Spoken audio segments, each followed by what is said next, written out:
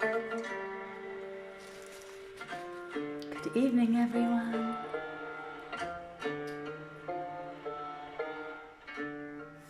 Welcome to another reading of 1001 Nights.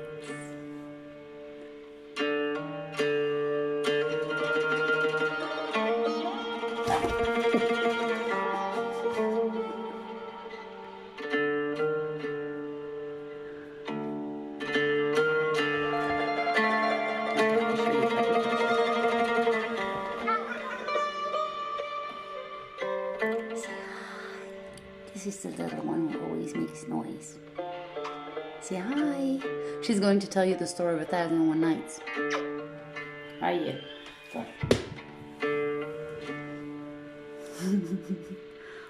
was Button.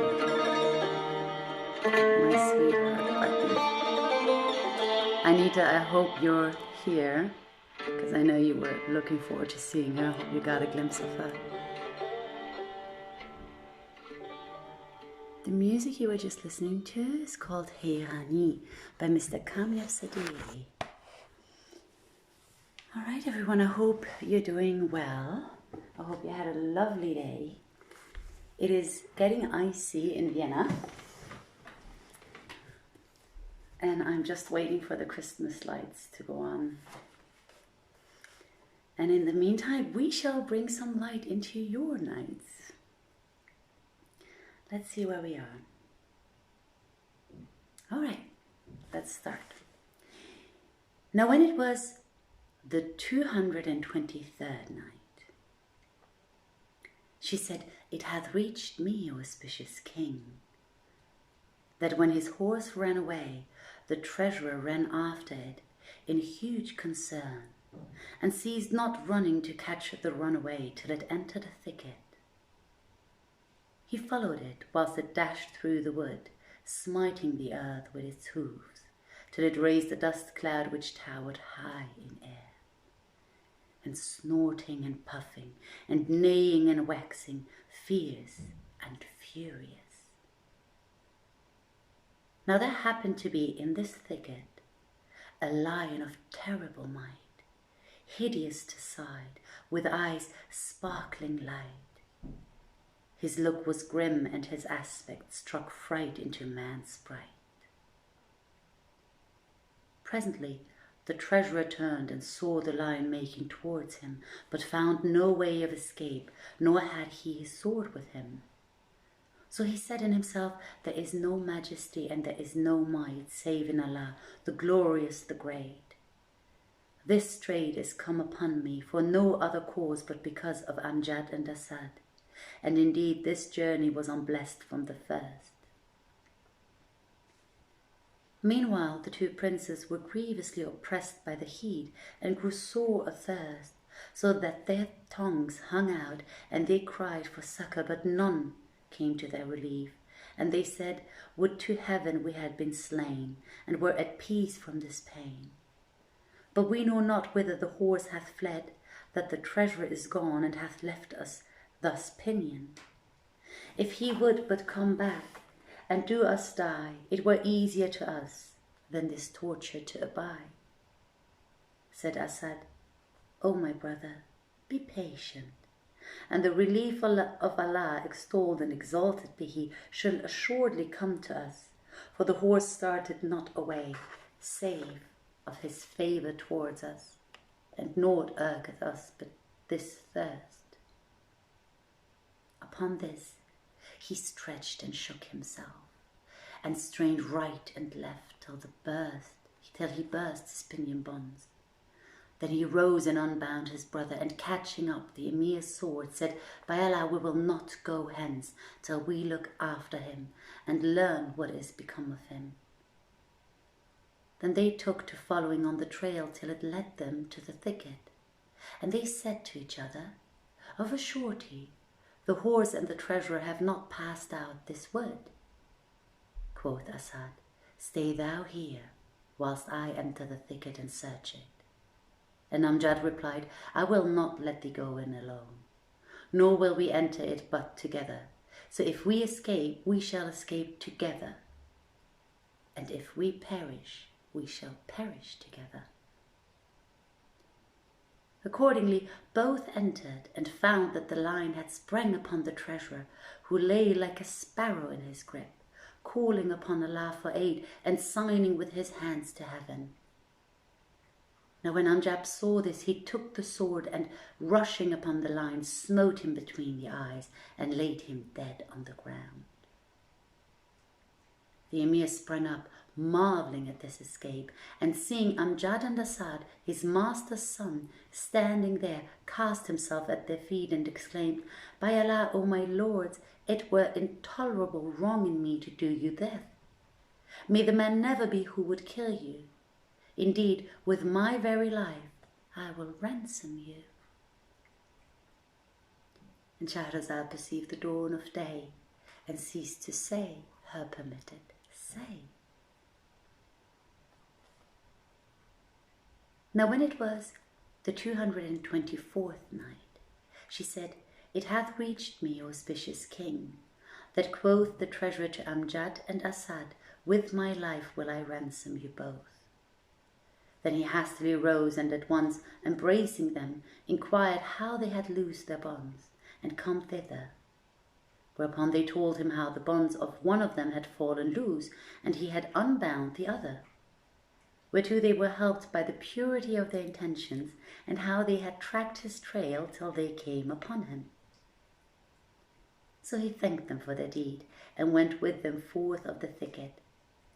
And when they were in the open country, they said to him, "O uncle, do our father's bidding." He replied, "Allah forbid that I should draw near to you with hurt. But know ye that I mean to take your clothes and clothe you with mine. Then will I fill 2 vials with the lion's blood, and go back to the king and tell him I have put you to death. But as for you two, fare ye forth into the lands, for Allah's earth is wide. And know, O my lords, that it paineth me to part from you." At this they all fell a-weeping. Then the 2 youths put off their clothes, and the treasurer habited them with his own. Moreover, he made 2 parcels of their dress, and, filling 2 vials with the lion's blood, set the parcels before him on his horse's back. Presently he took leave of them, and, making his way to the city, ceased not faring till he went in to King Kamar al-Zaman and kissed the ground between his hands. The king saw him changed in face and troubled, which arose from his adventure with the lion, and, deeming this came of the slaughter of his 2 sons, rejoiced and said to him, "Hast thou done the work?" "Yes, O our lord," replied the treasurer, and gave him the 2 parcels of clothes and the 2 vials full of blood. Asked the king, "What didst thou observe in them? And did they give thee any charge?" Answered the treasurer, "I found them patient and resigned to what came down upon them, and they said to me, 'Verily our father is excusable. Bear him our salutation, and say to him, Thou art quit of our killing. But we charge thee, repeat to him these couplets. Verily women are devils created for us. We seek refuge with God from the artifice of the devils. They are the source of all the misfortunes that have appeared among mankind in the affairs of the world and of religion." When the king heard these words of the treasurer, he bowed his head earthwards a long while, and knew his son's words to mean that they had been wrongfully put to death. Then he bethought himself of the perfidy of women and the calamities brought about them, and he took the 2 parcels and opened them, and fell to turning over his son's clothes and weeping. And Shahrazad perceived the dawn of day, and ceased to say her permitted say.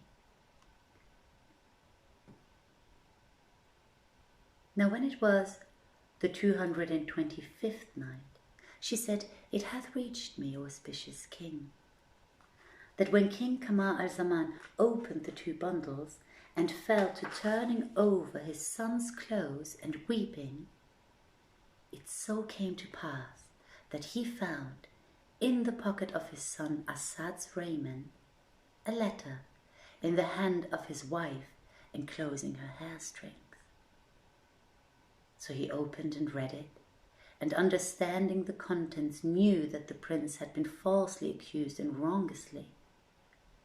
Then he searched Amjad's parcel of dress and found in his pocket a letter in the handwriting of Queen Hayat al-Nufus, enclosing also her hair strings. So he opened and read it, and knew that Amjad too had been wronged. Whereupon he beat hand upon hand and exclaimed, "There is no majesty and there is no might, save in Allah, the glorious, the great. I have slain my sons unjustly." And he buffeted his face, crying out, "Alas, my sons, alas, my long grief." Then he bade them build 2 tombs in one house, which he styled House of Lamentations, and had graved thereon his sons' names, and he threw himself on Amjad's tomb, weeping and groaning and lamenting, and improvised these couplets. O moon, forever set this earth below, whose loss bewail the stars which stud the sky. O wand, which, broken never with bend and wave, shall fascinate the ravished gazer's eye. These eyne for jealousy I reft of thee, nor shall they still next life thy side descry. I'm drowned in sea of tears for insomny, wherefore indeed in Sahira's stead I lie.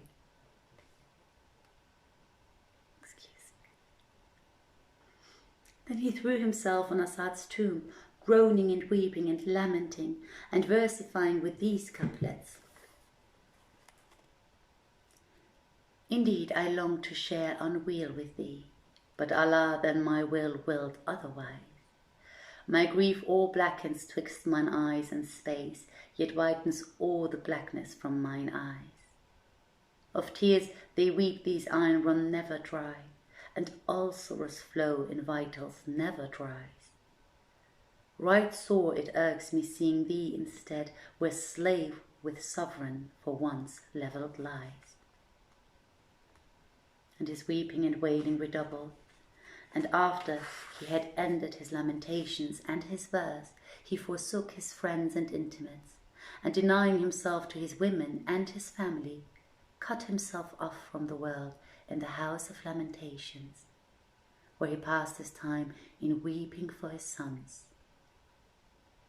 Such was his case. But as regards Amjad and Asad, they fared on into the desert, eating of the fruits of the earth, and drinking of the remnants of the rain for a full month, till their travel brought them to a mountain of black flint, whose further end was unknown, and here the road forked, one lying along the midway height, and the other leading to its head. They took the way trending to the top, and gave not over following it 5 days, but saw no end to it, and were overcome with weariness, being unused to walking upon the mountains or elsewhere. At last, despairing of coming to the last of the road, they retraced their steps, and taking the other that led over the midway heights. And Shahrazad perceived the dawn of day, and ceased to say her permitted say.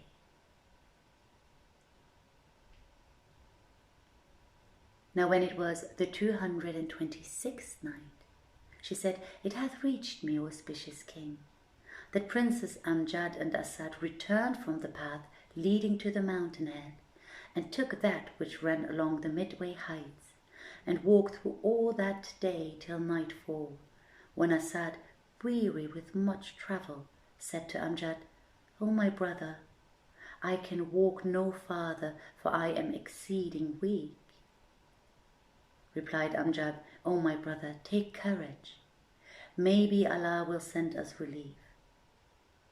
So they walked on part of the night till the darkness closed in upon them, when Asad became weary beyond measure of weariness and cried out, "O my brother, I am worn out and spent with walking," and threw himself upon the ground and wept.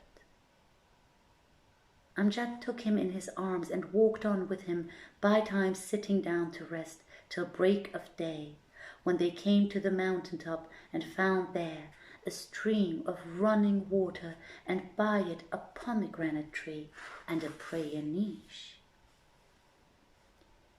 They could hardly believe their eyes when they saw it, but sitting down by that spring, drank of its water and ate of the fruit of that granada tree. After which they lay on the ground and slept till sunrise, when they washed and bathed in the spring, and eating of the pomegranates, slept again till the time of mid-afternoon prayer. Then they thought to continue their journey, but Asad could not walk, for both his feet were swollen. So they abode there 3 days till they were rested, after which they set out again and fared on over the mountain, days and nights, tortured by and like to die of thirst, till they sighted a city gleaming afar off, at which they rejoiced and made towards it.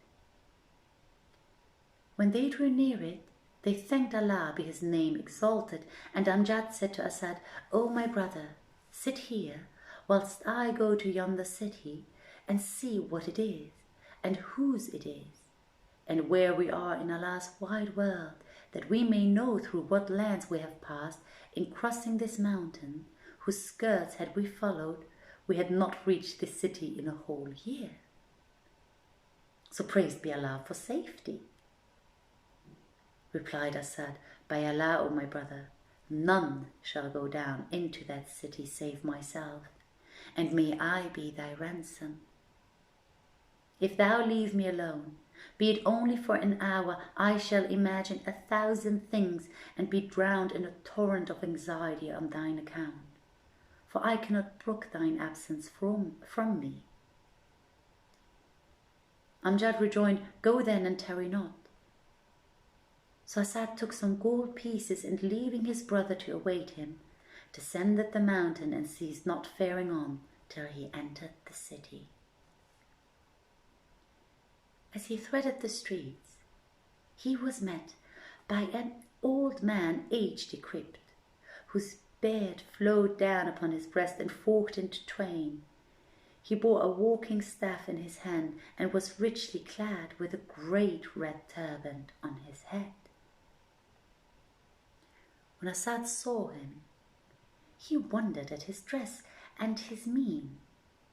Nevertheless, he went up to him and saluting him said, "Where be the way to the market, O my master?"